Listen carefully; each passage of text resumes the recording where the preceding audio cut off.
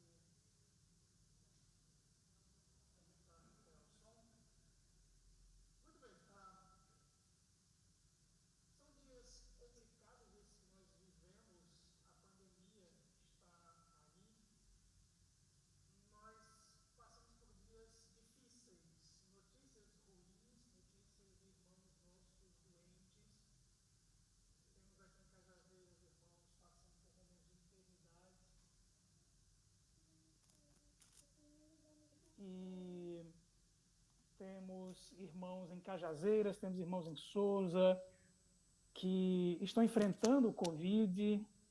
Temos bem próximo de nós uma sensação de luto muito grande que nos assalta, que nos tenta roubar de nós a tranquilidade, a paz, a alegria. É interessante porque continua sem som.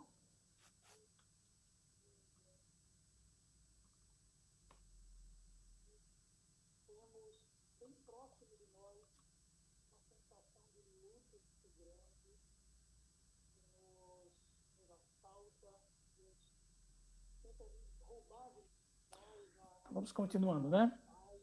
A alegria. É interessante porque... Ok, voltou. Voltou o som. Vamos lá. É interessante que há muitas formas de tentar compreender o sofrimento, e nós temos perspectivas que não são bíblicas. Uma dessas perspectivas mais comuns é a teologia da prosperidade, onde as pessoas se juntavam, se aglomeravam, é a palavra do momento, né? Se aglomeravam em grandes, megas igrejas, para ouvir alguém falar para elas que elas, por serem cristãs, elas não podiam sofrer, elas não podiam passar por sofrimento algum, elas não podiam enfrentar nenhum tipo de provação, nenhum tipo de privação.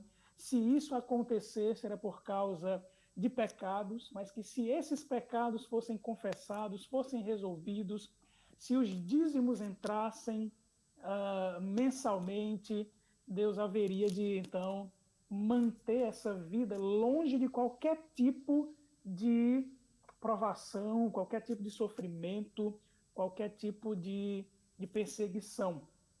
É interessante como isso não funcionava na vida do apóstolo Paulo. Paulo é o autor dessa segunda epístola aos Coríntios, e o contexto maior aqui é quando Paulo, ele, na sua segunda viagem missionária, no final dessa segunda viagem missionária, um trajeto muito difícil. Paulo, na segunda viagem missionária, é perseguido em Filipos, é preso juntamente com Silas, são açoitados, enxotado da cidade de Filipos. Paulo depois parte para a cidade de Tessalônica. Ali a estada é ainda mais curta. Lucas vai narrar em Atos, Atos no capítulo 17, que Paulo fica 3 semanas apenas pregando na sinagoga. Talvez Paulo tenha ficado ali 1 mês, no máximo 2 meses em Tessalônica, e também sai perseguido de lá. Ele vai para Bereia, passa também um período muito curto em Bereia, porque os seus perseguidores lá de Tessalônica, quando sabem que Paulo está pregando em Bereia, vão até Bereia e expulsam Paulo de lá também. Ele vai para Atenas, lá ele prega o evangelho naquele Areópago, prega sobre o altar daquele Deus desconhecido, que ele vai dizer que eles adoravam um Deus desconhecido, mas que aquele Deus que eles não conheciam era o único Deus verdadeiro. Alguns, poucos, dão ouvidos a Paulo, outros não ouvem o apóstolo Paulo, e Paulo também tem que sair dali, tem que sair de Atenas, e assim ele vai parar em Corinto. Em Corinto, ele também enfrenta perseguições, mas ele tem uma estada ainda mais demorada. Ele passa 1 ano e meio pregando na cidade de Corinto. E ele tem que deixar a cidade de Corinto, ele tem que dar continuidade ao seu trabalho missionário. Ele vai iniciar, então, a terceira viagem missionária, partindo para Éfeso. E lá em Éfeso, onde ele passa 3 anos, né, diferentemente da segunda viagem missionária, ele passa estadas curtas em cidades, onde ele vai fundando igrejas, e encerra passando o período mais longo, ele passa 1 ano e meio em Corinto. Quando ele chega em Éfeso, no início de sua terceira viagem missionária, ele passa já ali de cara 3 anos. E quando ele fica em Éfeso, esse período, chegam notícias da igreja de Corinto, e as notícias não eram boas. Ele vai na primeira carta aos Coríntios dizer que alguns da casa de Cloé escrevem para ele, mas lá no encerramento da primeira carta aos Coríntios, ele vai descrever que alguns foram até ele, Estéfanas, Fortunato e Acaico, vão até Paulo lá em Éfeso e contam o que estava acontecendo lá na cidade, o que estava acontecendo na igreja, e Paulo se preocupa muito com aquela igreja que ele tanto amava, que ele tinha passado 1 ano e meio lá, que ele conhecia aquele povo, que ele tinha preparado ali aquela igreja, a liderança daquela igreja, e agora ele fica entristecido porque eles estavam desconsiderando o ensino de Paulo, desreconhecendo o apostolado do próprio apóstolo Paulo ali e permitindo que falsos mestres que chegavam, viajantes, pregadores itinerantes, mestres judaizantes que passavam pela cidade, eles estavam recebendo esses falsos mestres, e uma das coisas que esses falsos mestres faziam ali era a falsa propaganda de que o apóstolo Paulo era um falso apóstolo de Cristo. E uma das acusações que os opositores de Paulo faziam era que, ora, se ele veja a lógica, como isso tem tudo a ver com a teologia da prosperidade, tão comum nos nossos dias. Eles pensavam da seguinte maneira: ora, como que Paulo é um apóstolo legítimo de Jesus? Como que ele pode ser o enviado de Deus? Se ele, quando passa para pregar, as pessoas o rejeitam, onde ele prega, ele é espancado, onde ele prega, as pessoas o enxotam das cidades onde ele atua, onde ele trabalha. Os seus compatriotas, os judeus, não aceitam sua liderança. Então, que tipo de enviado de Deus é esse que é rejeitado por todo mundo? Ora, para esses, as credenciais de um verdadeiro líder, de um verdadeiro pastor, de um verdadeiro apóstolo de Cristo, era ser bem recebido, bem aceito, tudo que pregasse as pessoas acatassem. Era essa imagem que os falsos mestres estavam ensinando lá em Corinto. Paulo então fica muito entristecido com isso, ele fica sabendo de algo ainda muito pior, é que aquela igreja estava se vangloriando de coisas tão imorais, que até mesmo dentro de uma cidade imoral como a cidade, como a sociedade de Corinto, era imoral. Os comentaristas bíblicos dizem que quando Paulo estava escrevendo a carta aos Romanos, e ele está falando ali sobre todo tipo de malícia do coração humano que perverteu a verdade de Deus pela injustiça e se contaminou com práticas sexuais contrárias à natureza. Os comentaristas dizem que Paulo estava em Corinto, pensando na sociedade de Corinto, quando estava escrevendo aos romanos sobre essas questões de depravação da natureza humana. Só que Paulo vai dizer, no capítulo 5, que as práticas imorais na igreja de Corinto eram tão... era algo de um nível, de uma aberração, num nível tão elevado, que até para a sociedade imoral de Corinto, aquilo estava sendo estranho demais. E o que estava acontecendo ali era de um jovem se deitando, mantendo relação com a mulher do seu próprio pai. E parece que a liderança daquela igreja estava recebendo isso com naturalidade. Então Paulo vai escrever uma primeira carta, se você abrir sua Bíblia em 1 Coríntios, capítulo 5, versículo 9, você vai ver que Paulo diz: já vos escrevi por carta. Então a primeira carta aos Coríntios que nós temos na Bíblia não é a primeira, na verdade é a segunda. Paulo já tinha escrito uma anterior para tratar dessas questões de imoralidade, de como que eles deveriam se comportar. Paulo então fica sabendo que não houve resultado, ele escreve então a segunda, que é a primeira que nós temos no cânon bíblico, para que aquela igreja voltasse aos seus rumos doutrinários, mas a situação continua piorando, continua se afunilando, entrando numa fase aguda. Paulo está sofrendo cada vez mais oposição ali, a liderança dele cada vez mais questionada, e Paulo então precisa agir, e ele prepara uma visita rápida para aquela igreja. Ele faz então essa visita e ele não é bem recebido na igreja que ele plantou. Ele diz isso no capítulo 2, no versículo 1. Ele diz assim: isto deliberei por mim mesmo, não voltar a encontrar-me convosco em tristeza. Então, essa visita que Paulo faz é uma visita que o entristeceu muito, porque quando ele chega em Corinto, ele é enxotado de lá. Ele então volta para Éfeso e ele está agora nesse momento com Tito e ele tem uma ideia. Ele diz: eu vou escrever uma carta, eu vou tentar ir mais uma vez até eles e vou enviar Tito para ir pelo mar, para ir primeiro do que eu, porque eu preciso passar em Troade para pregar o evangelho ali. Ele diz isso também no capítulo 2, lá no versículo 12. Ele diz: ora, quando cheguei a Troade para pregar o evangelho de Cristo, e uma porta se me abriu no Senhor. Então, nesse ínterim, Tito já está indo para Corinto e Paulo está pregando em Troade e Tito está levando uma carta que fica conhecida como a carta sobremodo severa. Paulo é muito severo nessa carta. Essa carta produz muito entristecimento no coração dos coríntios, mas também surte um efeito que Paulo não esperava. Eles se arrependem. E é interessante que Paulo fica preocupado, ele diz que está em Troade pregando o evangelho, mas a cabeça dele está lá em Corinto, esperando os resultados, e ele tinha imaginado voltar e se encontrar com Tito para receber as boas notícias, ou as notícias ruins, era o mais óbvio.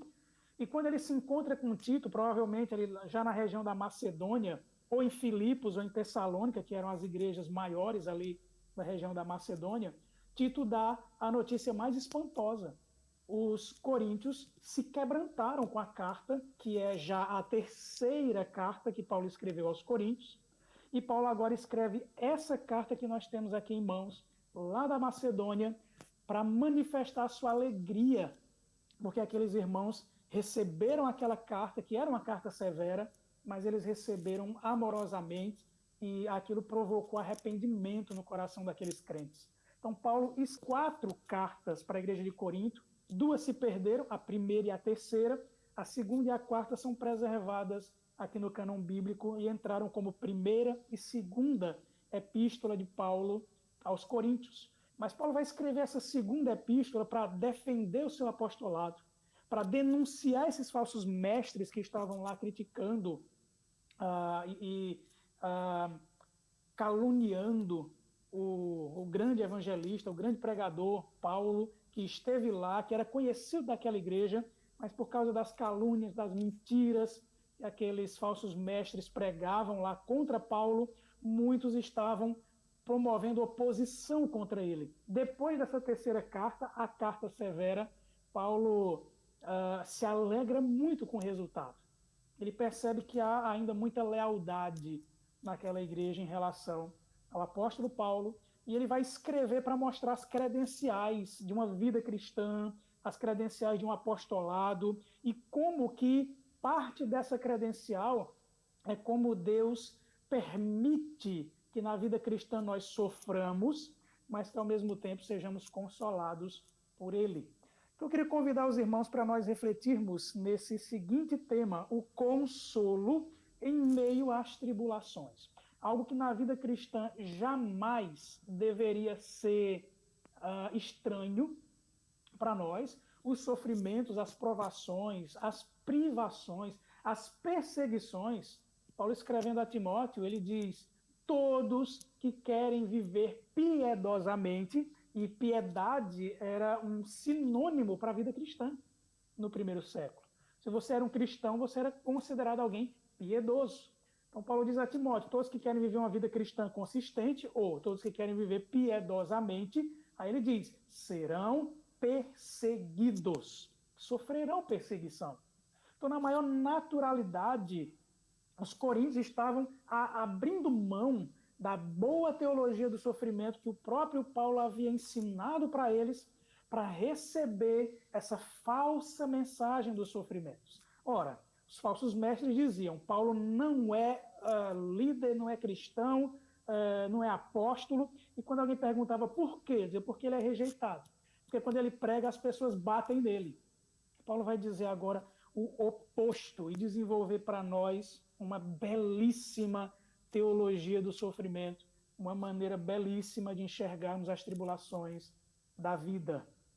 Qual é, então, a primeira lição do apóstolo Paulo aqui para os coríntios e, consequentemente, para nós, a respeito dos sofrimentos, das tribulações e também do consolo de Deus para as nossas vidas? Atente aí para os versos 3 e 4. Paulo diz assim: Bendito seja o Deus e Pai de nosso Senhor Jesus Cristo, o Pai de misericórdias e Deus de toda consolação. É Ele que nos conforta em toda a nossa tribulação, para podermos consolar os que estiverem em qualquer angústia, com a consolação com que nós mesmos somos contemplados por Deus. Muito bem. O que é que Paulo fala aqui em primeiro lugar? Ele, para nos dar uma boa teologia, para dar aos coríntios uma boa teologia sobre o sofrimento, ele começa pelo consolo.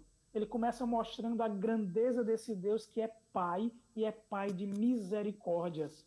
É interessante que essa fórmula aqui, bendito seja o Deus e Pai de nosso Senhor Jesus Cristo, ou bendito seja Deus, é uma expressão de louvor. É uma expressão muito comum para iniciar salmos. Bendito Deus Pai, bendito o Senhor, seja bendito o Senhor.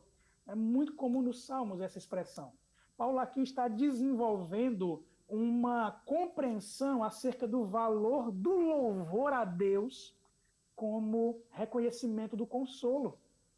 Então, antes mesmo dele começar a falar de suas angústias e falar das consolações de Deus, porque na vida cristã nós vivemos essa valsa, né, de angústia e consolo, tribulação e consolação da parte de Deus, sofrimento e conforto que vem da graça do Senhor, lutas e os auxílios do Espírito Santo do Senhor em nossas vidas. Essa é a jornada comum da vida cristã. E Paulo aqui, antes de começar a falar de suas angústias e dos consolos, ele já agradece pela certeza desse consolo, desse Deus que é Pai. Ele diz: bendito seja o Deus e Pai de nosso Senhor Jesus Cristo, o Pai de misericórdias e Deus de toda consolação. Perceba como o problema era a acusação que os falsos mestres faziam ali contra Paulo, a falsa propaganda de que a credencial de uma vida cristã autêntica é uma vida sem sofrimentos, uma vida livre de sofrimentos, uma vida cheia de aceitação. Paulo, para preparar aquela igreja para o que vem diante, para falar sobre as tribulações, Paulo, antes de tudo, lembra que o consolo do Senhor é um consolo certo, porque Ele é Pai de misericórdia e Ele é Deus de toda consolação. Então, a alegria de Paulo em passar pelas tribulações é a certeza de poder olhar, elevar seus olhos para aquele que é Deus, Pai de toda consolação, Pai de misericórdias, o Senhor, o Pai de nosso Senhor, Jesus Cristo. E no início do versículo 4 ele diz: é Ele que nos conforta em toda a nossa tribulação. Toda a nossa tribulação. Quando Paulo está dizendo toda nossa, ele está se referindo a Ele. Lembrem-se que no contexto aí, o que está em jogo aí é a liderança de Paulo, o apostolado de Paulo e a vida cristã de Paulo, e ele tem que provar então que os sofrimentos dele, as angústias dele são distintivos, são provas da sua vida cristã autêntica, do seu apostolado, da sua liderança. Em outras palavras, é como se Paulo estivesse dizendo assim: olha, eu vou lembrar para vocês dos meus sofrimentos, mas será que esses falsos líderes que estão aí pregando para vocês, eles suportariam o que eu suporto? Eles enfrentariam o que eu enfrentei pela graça do Senhor? Será que eles não teriam aberto mão da fé na primeira provação, na primeira tribulação? Vamos lembrar as listas de sofrimentos do apóstolo Paulo. Ele já tinha dado uma lista de seus sofrimentos na sua primeira epístola, que é, na verdade, na ordem das cartas de Paulo, a segunda, mas vai lá para 1 Coríntios,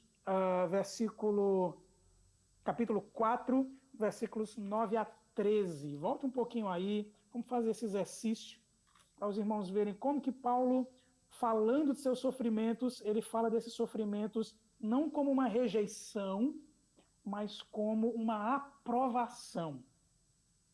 Não como o fato de ele sofrer fosse uma prova de ser rejeitado por Deus, mas como uma prova da aceitação de Deus. 1 Coríntios 4, versículos 9 ao 13, diz assim: porque a mim me parece que Deus nos pôs a nós, os apóstolos, em último lugar, como se fôssemos condenados à morte, porque nos tornamos espetáculo ao mundo, tanto aos anjos como a homens.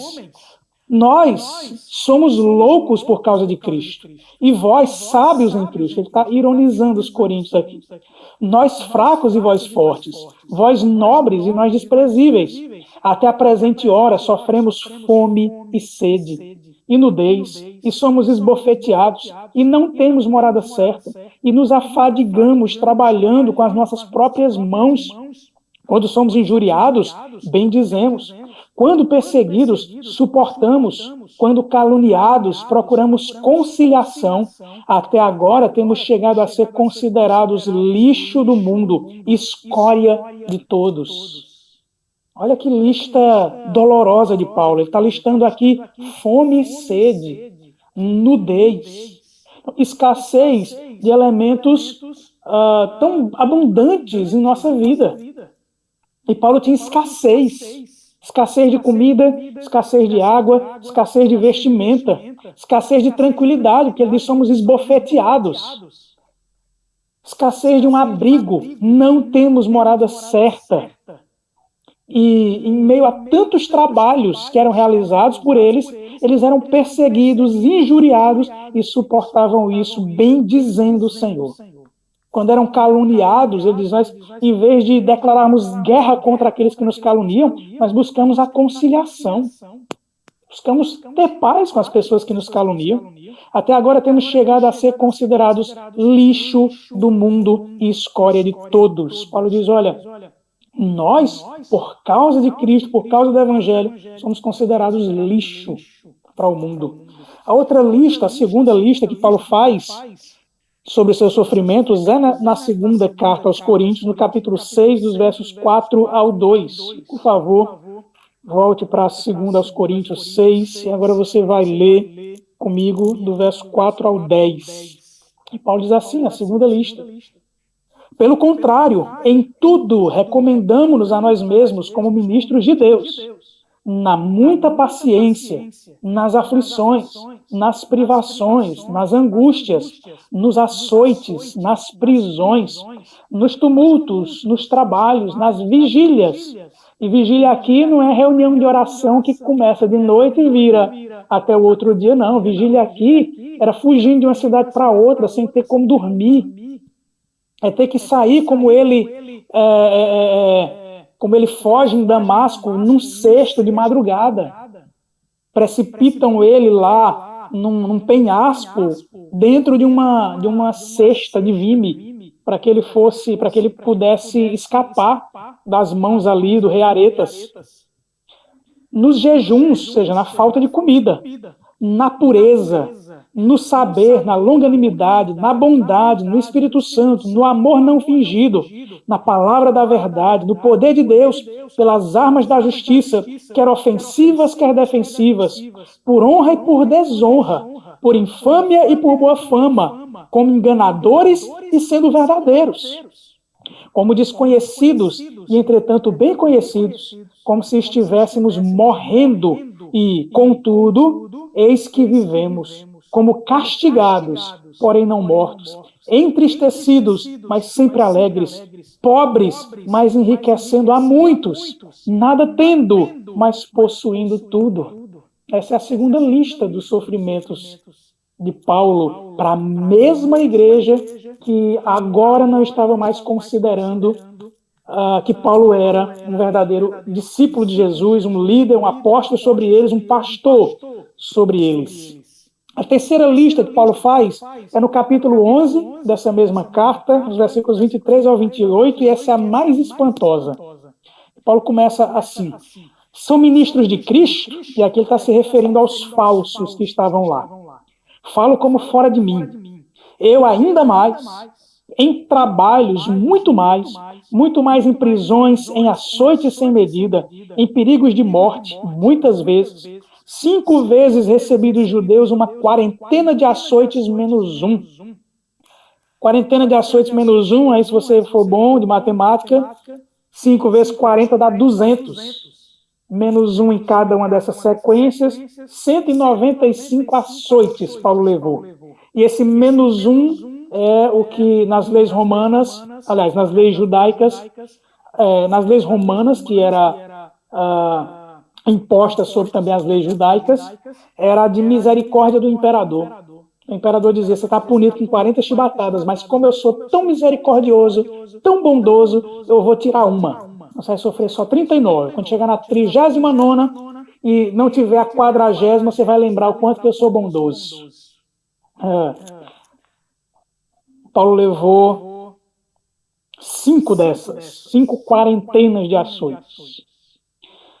Fui 3 vezes fustigado com varas, uma vez apedrejado, em naufrágio 3 vezes. Uma noite e um dia passei na voragem do mar, em jornadas muitas vezes, em perigos de rios, em perigos de salteadores, em perigos entre patrícios, em perigos entre gentios, em perigos na cidade, em perigos no deserto, em perigos no mar, em perigos entre falsos irmãos, em trabalhos e fadigas, em vigílias muitas vezes, em fome e sede, em jejuns muitas vezes, em frio e nudez. Além das coisas exteriores, há o que pesa sobre mim diariamente, a preocupação com todas as igrejas. Quem enfraquece, que também eu não enfraqueça. Muito bem. E no capítulo 12, Paulo poderia colocar não como uma lista, mas como algo que ele relata, que era muito doloroso, que ele vai dizer que é um espinho na carne, que ele ora 3 vezes ao Senhor para que o Senhor removesse, e o Senhor diz, não, Paulo, não vou remover. Ao invés de remover, eu vou lhe dar graça para você suportar esse espinho na carne. É interessante que ele, dessas 3 listas enormes de sofrimentos, e ele não relata, eu orei para que Deus não me desse mais nenhuma sequência de açoites. Eu orei para que Deus me livrasse de passar mais uma noite na voragem do mar. Ele não diz isso. Mas quando ele passou por esse espinho na carne, ele diz, eu orei 3 vezes. Deveria ser algo muito doloroso. E a resposta continuou sendo a mesma para as outras listas de sofrimentos. Paulo, Paulo, minha graça te basta. Muito bem. Paulo tinha, então, credenciais. As credenciais dele olha aqui o meu cristianismo prático. Olha aqui o que eu venho sofrendo no meu corpo por pregar o evangelho.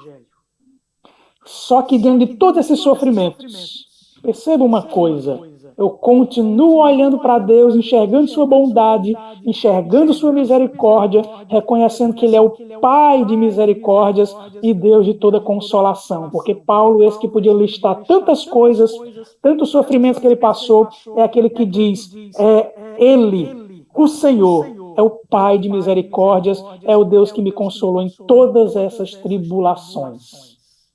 Que certeza, meus irmãos, que confiança nesse Deus tão bondoso em meio às dores que nós enfrentamos, às lutas, os combates que nós sofremos. Continuando o texto, então, agora partindo da parte B do versículo 4 até o versículo 5, Paulo diz assim, vamos ler o versículo 4 todo. É Ele que nos conforta em toda a nossa tribulação, para podermos consolar os que estiverem em qualquer angústia, com a consolação com que nós mesmos somos contemplados por Deus. Só um segundinho.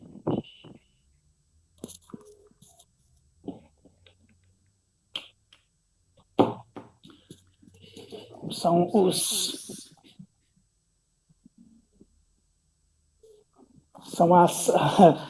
os percalços. Segundo lugar, Paulo vai mostrar então agora onde é que está o nosso grande consolo. Está certo, o nosso consolo é Deus. Ele é o Pai de misericórdia, Ele é o Deus de toda consolação. Mas como é que Ele nos consola? Como é? O que é, então, a principal característica do consolo de Deus em nossas vidas? O que Paulo vai mostrar aqui? Vai mostrar que o Evangelho é o nosso maior consolo. Como que ele vai dizer isso? Primeiro, ele vai mostrar que quando Deus permite esses sofrimentos, quando Deus permite as injúrias que nós enfrentamos, o grande propósito de tudo isso está aqui nessa segunda parte do versículo 4. Para podermos consolar os que estiverem em qualquer angústia, com a consolação com que nós mesmos somos contemplados por Deus. Bom, Paulo então traz a parte prática do sofrimento. Por que Deus permite então que soframos? É porque nós somos pecadores? Bom, se fosse somente por isso, nós viveríamos em sofrimento. Na verdade, tem muita graça da parte de Deus sustentando esse mundo, mesmo caído, para que esse mundo não se torne um inferno na terra. Para que as relações continuem funcionando minimamente, Deus mantém sua graça nesse mundo, até na vida dos ímpios.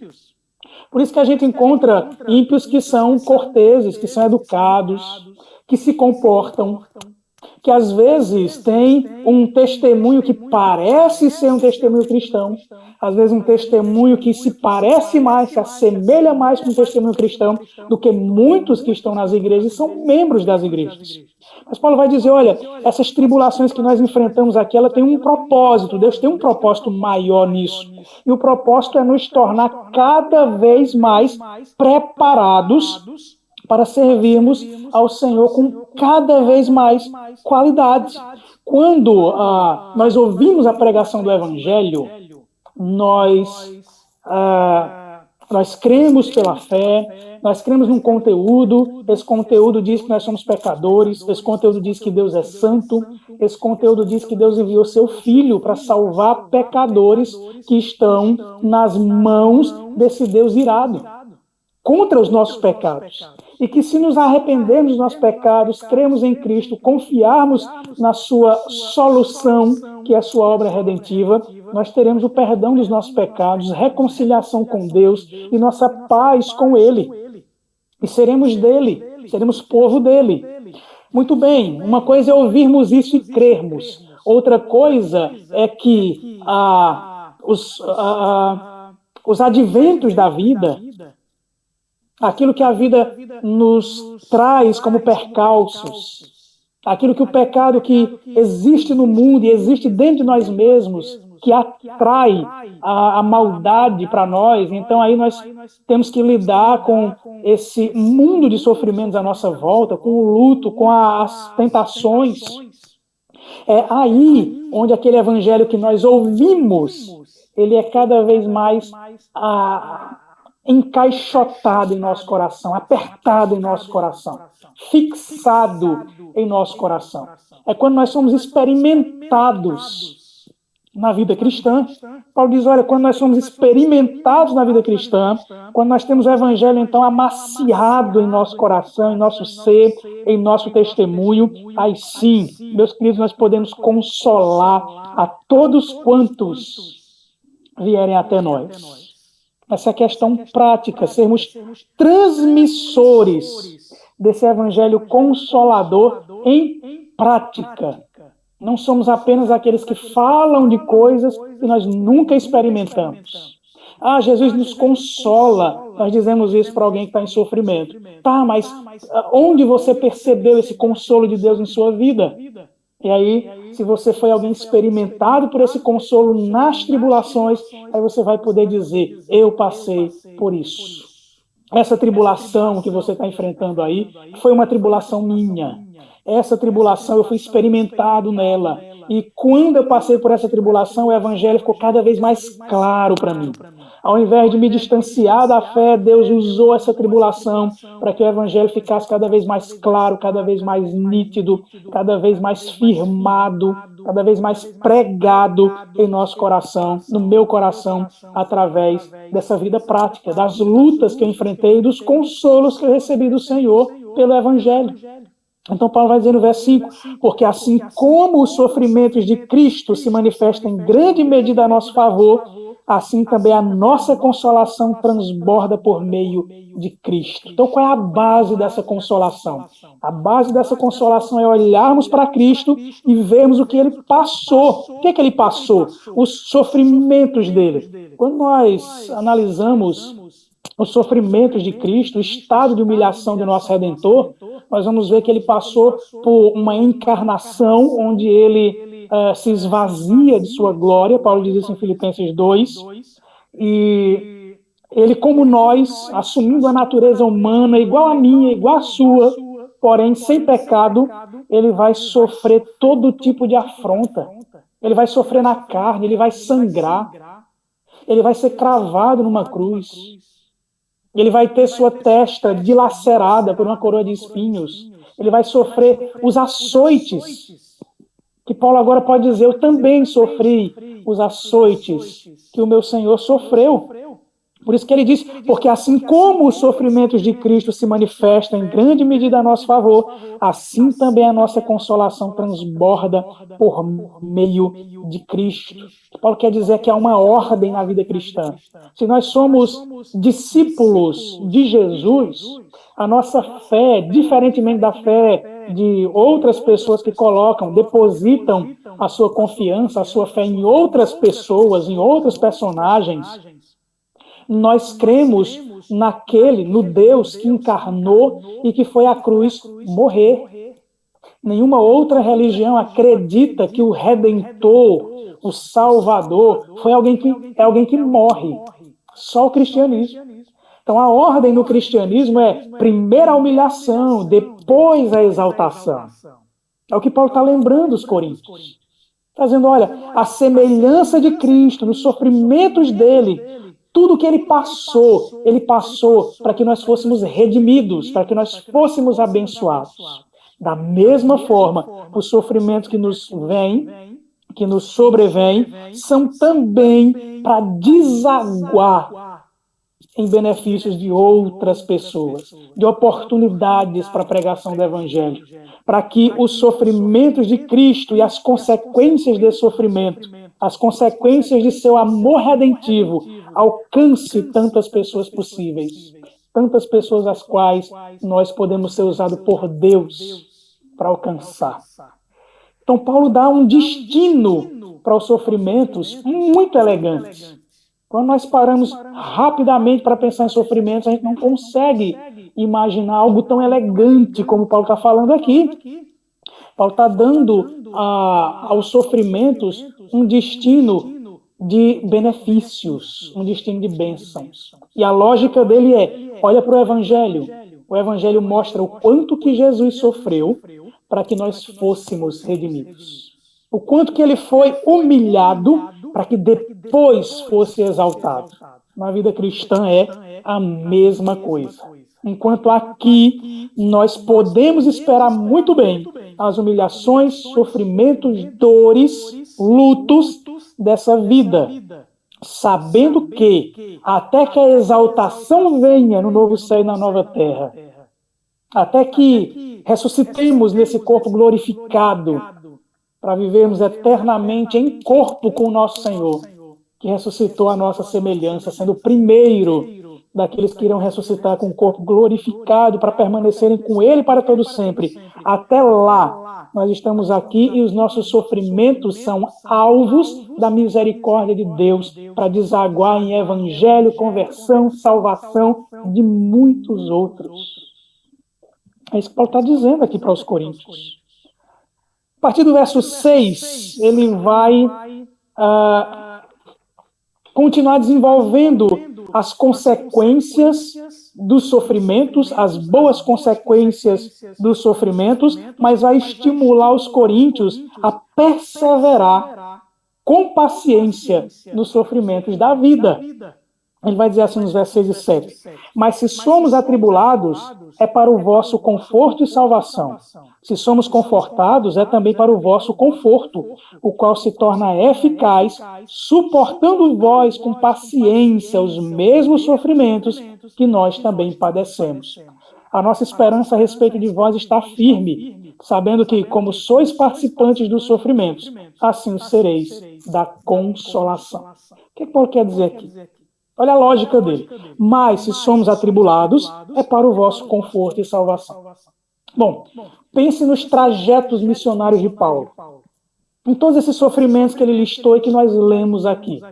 Tudo aquilo que Paulo enfrentou foi para que ele chegasse de cidade em cidade, pregasse o evangelho e pessoas, pela tribulação de Paulo, pudessem ouvir o evangelho, crer e serem salvas. Paulo olha para os coríntios e diz, olha o exemplo de vocês. Olha o trajeto da minha segunda viagem missionária. Perseguido e açoitado em Filipos. Preso junto com meu companheiro Silas. Em Tessalônica, tive que sair às pressas, ameaçado. Em Bereia, a mesma coisa. Em Atenas, saí de lá chamado de tagarela, de mentiroso. E assim cheguei até vocês. E aqui, pregando para vocês, enfrentamos também muita oposição dos judeus. Mas olha o resultado disso. Vocês ouviram o evangelho de Cristo, creram e foram salvos. Olha as consequências das minhas tribulações. As consequências são o evangelho pregado aí, vocês crentes, uma igreja agora nessa cidade. E isso tudo aconteceu por causa desse caminho, dessa jornada que Deus me conduziu em sofrimentos. O desaguar de tudo isso, olha o conforto para vocês, vocês agora têm Cristo. Então ele diz, se somos confortados, é também para o vosso conforto. Ora, se no meio de todas essas angústias, Deus também, pela sua graça, nos dá momentos de tranquilidade, de paz, é também para a alegria de vocês. Agora percebam muito bem, porque esse conforto só se torna eficaz, sabe quando? Quando vocês suportam com paciência os mesmos sofrimentos que nós também padecemos. O que Paulo quer dizer com isso? Quer dizer, olha, eu deixei um legado para vocês. Cristo deixou um legado para nós. A vida cristã aqui ainda é aquela de abnegação, ainda é aquela de perder para ganhar. É o Senhor Jesus que vai dizer, aquele que perde sua própria vida, ganha-la, acha-la. E aquele que pensa que acha a sua própria vida pelo seu próprio caminho, perdê-la. Jesus ainda é aquele mesmo que disse que veio trazer espada e não paz, mas inimizade entre familiares. Porque quando numa família alguém crê em Cristo e passa a ser, dentro daquela família, alguém que é alvo de denúncias, como era comum no primeiro século, um mundo paganizado, imagine isso em Corinto, onde os cultos principais eram o culto a Apolo, o culto a Afrodite, a adoração que era legítima, que era a adoração autorizada pelo imperador, outras adorações não eram permitidas. De repente você ouviu falar do Deus verdadeiro que encarnou, chamado Jesus de Nazaré, e você creu, se converteu, e agora sua própria família o denuncia para o império. Isso era muito comum. Vai ler Apocalipse, você vai ver como que as igrejas ali da Ásia Menor estavam enfrentando tanta oposição e começava pelos de casa. Esse ainda é o mesmo evangelho. Então Paulo olha para esses crentes e diz assim, olha, vocês precisam então entender isso e suportar com paciência os mesmos sofrimentos que nós também padecemos. Assim como nós sofremos para que o evangelho fosse pregado em Corinto, e ali vocês crescem, ali surgisse uma igreja, vocês também precisam fazer a mesma coisa. Perseverar nesses sofrimentos. E que esses sofrimentos que geram oportunidade de pregação, de testemunho, usem isso, aproveitem isso com paciência, com perseverança, com padecimento. É necessário padecer esses sofrimentos, mas nós podemos padecer sendo murmuradores, ou podemos padecer esses sofrimentos com paciência, com perseverança e aproveitando todas as oportunidades para termos uma fé fortalecida, enchida de esperança, de um testemunho prático de uma vida cristã saudável. Paulo então diz: sabendo que, como sois participantes dos sofrimentos, assim o sereis da consolação. E, obviamente, Paulo deve estar aqui não só lembrando os coríntios de uma consolação momentânea, passageira, terrena, mas deve estar, já que o propósito dele é mostrar como que o Evangelho é o nosso grande consolo, ele deve estar falando, então, de uma consolação no porvir. Uma consolação quando sobrepor, né, quando se sobrepuser o novo céu e a nova terra, e ali não houver mais choro, nem dor, nem ranger de dentes, nem lágrimas, nenhum tipo de tristeza, nenhum tipo de sofrimento. É ali onde nós teremos o nosso consolo perfeito. Muito bem, meus irmãos. Os sofrimentos devem ser estímulo para que nós prossigamos. Eles devem renovar as esperanças em nós, esperanças de vida eterna, seguindo o mesmo caminho do nosso Senhor, a mesma pisada do nosso Senhor, da humilhação para a exaltação, sofrendo com paciência, até chegar ao grande dia do Senhor, onde Ele mesmo enxugará as nossas lágrimas. Esse é o problema da teologia da prosperidade, essa pressa de que os benefícios que são destinados para o porvir, que estão destinados para o novo céu, para a nova terra, eles sejam vividos agora, aqui, no presente. Só que a conclusão do Apocalipse, que é belíssima, o momento onde aqueles que esperam no Senhor encontram de fato ali, naquele grande dia, a prova de o quanto que valeu esperar nele. Quando vem o novo céu e a nova terra, quando se sobrepõe, Ele mesmo é quem enxuga as nossas lágrimas. E eu queria, meus irmãos, fazer algumas aplicações para nós em dias tão difíceis que estamos enfrentando. Dias turvos, não apenas pelos sofrimentos, mas pela bagunça teológica que a igreja vive, as compreensões antibíblicas a respeito do sofrimento. Eu queria que os irmãos atentassem para essas aplicações. Como que nós podemos pegar tudo isso que Paulo falou aqui e aplicarmos isso em nossas vidas como cristãos, aí em Sousa, aqui em Cajazeiras, em Aparecida, em Poço Dantas, em Conceição, em qualquer lugar. Primeiro, os sofrimentos nos tiram da ilusão de que o cristianismo é uma religião que visa promover o bem-estar de seus adeptos. Entenda muito bem isso. É justamente nos sofrimentos que todas aquelas falsas promessas, aquelas promessas vazias de prosperidade, de vida plena no aqui e no agora caem por terra. É nesse momento que você analisa e você começa a perceber, olha para todos os lugares onde estão prometendo essas coisas, e você começa a perceber que essas promessas não nos levam a lugar nenhum. A perceber que tantas pessoas que passaram nesse último ano por rituais, promovidos por falsos mestres de blindagens contra o coronavírus, de proteção espiritual contra o coronavírus, muitos deles foram acometidos e mortos. Não houve blindagem.